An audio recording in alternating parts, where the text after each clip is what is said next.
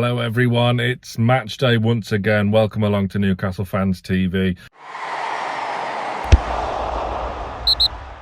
Tricky game tonight. I don't like playing teams at the bottom, scrapping, fighting for their lives, especially this time of year. It's always banana skin after banana skin, but hey, if we're going to be hearing the Champions League theme tune at St James's Park next season, then these are the games we've at least got to take something from. We're coming off the back of one of the most memorable victories in modern times. Amazing scenes on Sunday, 5-0 after 21 minutes. No one in their wildest dreams would have predicted that and saw that coming, but it happened. Completely different test altogether. I'm expecting quite a hostile atmosphere as well, not least for Anthony Gordon travelling back. He knows what he's going to get. It's going to be a big day for him. Will he get a start? I doubt it. But he's sure to get a very fiery reception when he comes off the bench to hopefully make an impact against his former team. Mason Holgate is suspended for Everton. Who that gives an advantage to, I'm not so sure. But that's something they have to contend with. Whereas in our back line, Fabian Schar is carrying a knock. Eddie Howe in his pre-match presser yesterday suggested he may not feature, and the squad is carrying a few knocks. Jamal Lascelles will come in and do a job, as he's done when called upon this season. He's still the club captain. He's still representing this club with pride and honour, and he's done his job when called upon. So I've no real qualms. Yes, Shar's a miss for his lovely diagonal passing, but hey, it's not the end of the world with that one, I don't think. Fingers crossed Bruno's fully fit. Eddie Howe seemed to think he'd make it, but he's been carrying that ankle knock for months on end now, nursing him to the end of the season where he can get that finally sorted in the summer. He was a bit coy as well. Wouldn't really say who else was carrying a knock. He alluded to one or two others maybe carrying a knock here and there.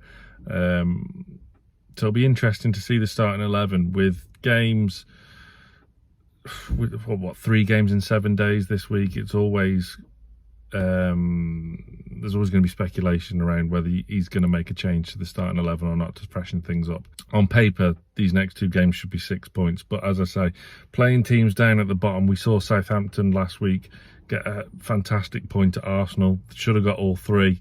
They'd be kicking themselves a little bit. I know, like, we've beaten Southampton 3 times already this season, but it's not a foregone conclusion. And the same with Everton as well. They pushed us quite hard at St James's earlier this season, and now under Sean Dyche, they've got a real master and a bit of a perfect fit for them for where they are at the moment, and break this bloody white Saudi kit curse that we have not won in that shirt yet. Tonight's the night that we have to break that curse. I think we need 4 wins to guarantee Champions League qualification. 4 wins from our remaining games. That takes us to a minimum of 71 points, which should be enough, it's mad, isn't it? Who would have thought that we'd be talking about? I mean, at the start of the season in July, August, we were saying top 10 and a cup run.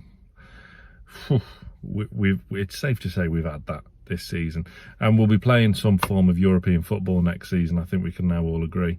But the prize on offer is Champions League, and that can really help accelerate this project and make it a real interesting and exciting summer in the transfer market. We need to keep these players fit between now and the end of the season, especially in that midfield. I'm looking forward to seeing Isak again if he does play.